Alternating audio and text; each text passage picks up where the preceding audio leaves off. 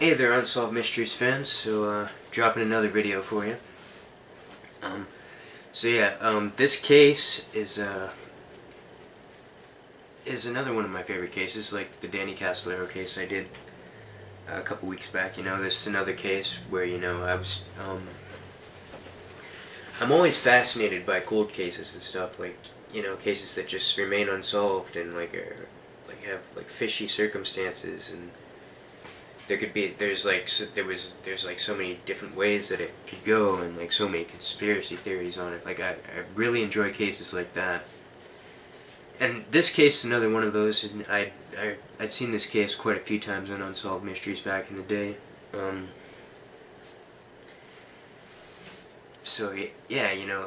gonna just get right into it right now. This case is the Dave Bocks case. Dave Bocks was a pipe fitter at a plant called NLO. Yeah, he worked at the nuclear energy facility for 3 years before vanishing in June 1984. On June 18th, he met his coworker and friend, who he carpooled with, and his name was Harry Easterling,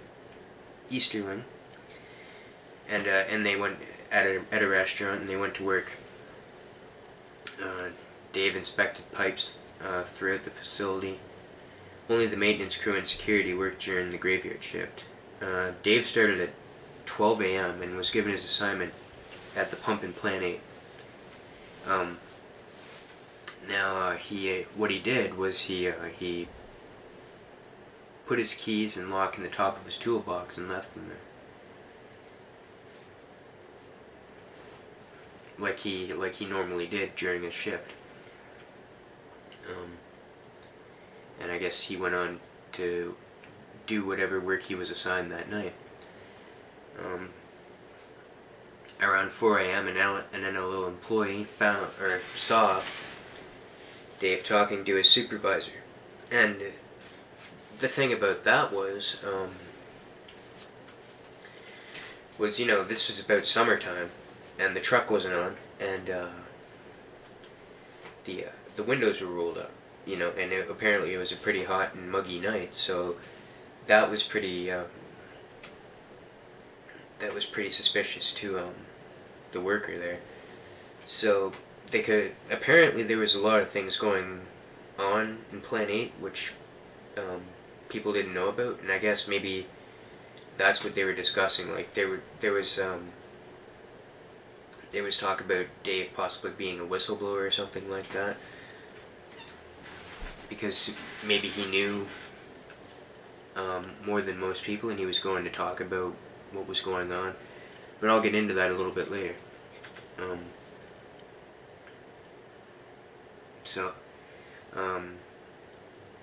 The same employee ran into Dave around 5 a.m., so like an hour later, and noticed that he was walking to Building 4,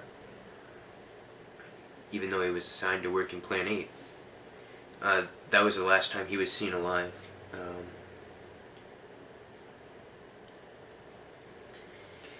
In the morning, Harry became suspicious of Dave's absence. There was a safety meeting around 7 a.m. and Dave did not attend. Harry saw that Dave's keys and lock were still in the top of his toolbox. He figured that Dave was working overtime, and he left work without Dave, and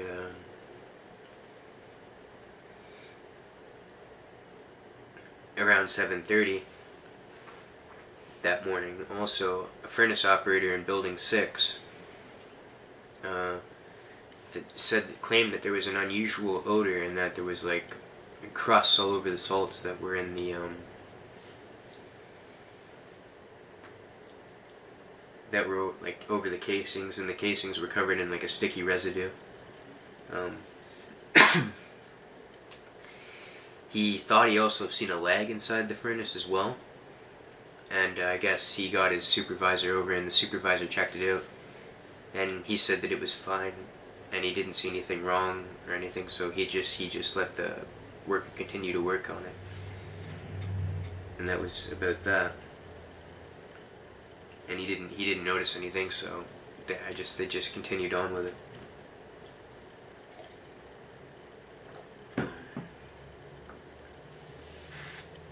So then that night, later that night, I guess Harry drove over to the restaurant where him and Dave would normally meet, and Dave's car was still there, and I guess it was Dave's turn to drive that night. And Harry got out of his car and he walked over to Dave's, and he leaned up against the fender, and the fender was still cold. And then he placed his hand on the hood, and the hood was still cold, and and he thought before that he noticed the coldness of the car, that Dave was just in the restaurant getting something to eat, because that's what he normally did. But once Harry felt that the car was cold, that made him very suspicious. So he went to work, and he had a security guard pry open Dave's locker, and his clothes were still in there from the night before, and he was reported missing that day, or that night, I should say. It was discovered around 5:15 a.m. on the morning of Dave's disappearance. The furnace in Building 6 received a large dip in temperature, suggesting that something foreign had been dumped in it. A worker also found a piece of bone on the lip of the furnace. The furnace was soon shut down. 3 days would pass before the material cooled enough so it could be searched. Several of Dave's belongings were found in there, including his keys. But Harry Easterling said that it made no sense to him, because when he left, the keys were in the box. Even after Dave vanished, the keys were still in his toolbox. And I guess he reported that to his supervisor, and the supervisor closed the box, put the lock back on the box, and took his keys. And from then on, Harry didn't know what happened to the keys. So that's pretty suspicious. They also found part of a steel toe from a boot, part of an eyeglass frame, and a walkie-talkie, and a stainless steel wire looped in 3 oddly connected circles. Also, there were pieces of human bone, which had already been reported, which I had already commented on earlier. So during the investigation, the authorities suggested or suspected that Dave had committed suicide. Apparently, he had tried to take his own life after his divorce. But his family, mainly his daughter, because his daughter was being interviewed. No one else in his family was interviewed except his daughter.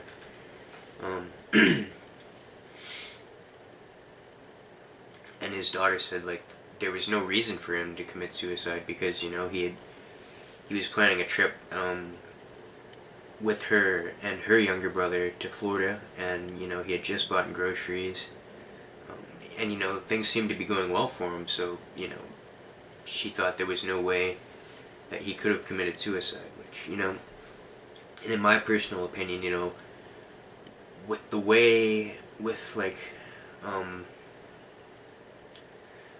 his stuff was found in the furnace, and his keys were found in the furnace, and I don't think he committed suicide either.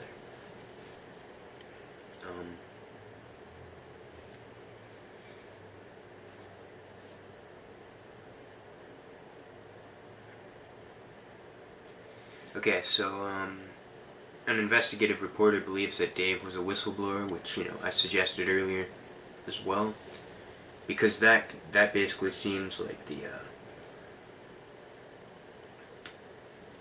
the right conclusion here.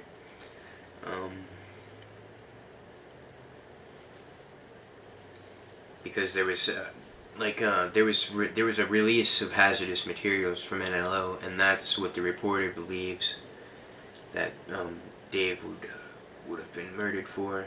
You know, if he was going to tell people about this.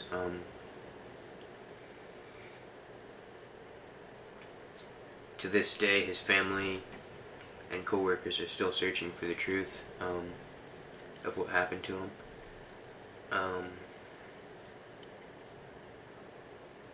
There's no known suspects. The way that the theory is that he was murdered was like he was either shot or he was knocked out, and then like they tied his feet up with the steel wire, and then connected him up to like a crane or something, and then lowered him into the furnace. That's a theory that was what happened, and they showed that on the show as well.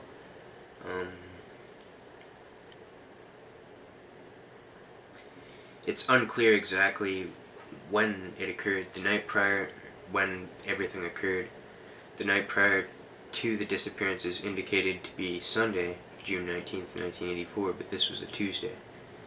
So that's odd as well. So yeah, I definitely don't think he committed suicide. I do think he was murdered. I'll go with what the investigative reporter was saying, that he may have been a whistleblower, that he was going to tell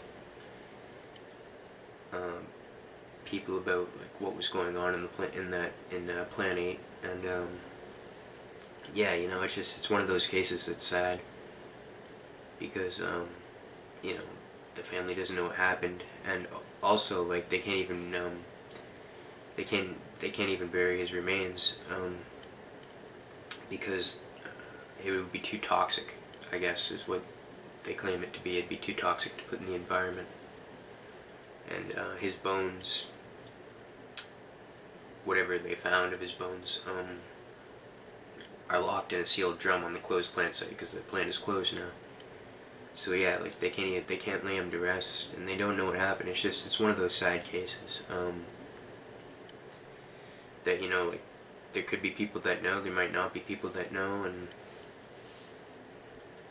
just who knows what happened, you know. So yeah, that's basically just my thoughts on this and a brief summary on this case. It's been what I've been wanting to do for a little bit now.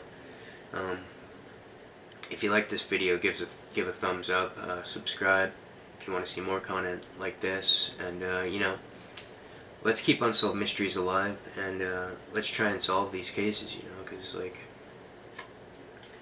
like I stated in my Danny Castellero video, like it's so hard to find unsolved mysteries anywhere on the internet now. It's pretty much just been scrubbed clean, so you know, you really have to search for videos, or you gotta read about the cases. It's pretty much how you discover cases and talk about them, or you can look at guys like me that are posting videos like this discussing the cases, you know. So yeah, I think I'm gonna post another one in a few minutes here. So yeah, I guess we'll see you in the next one.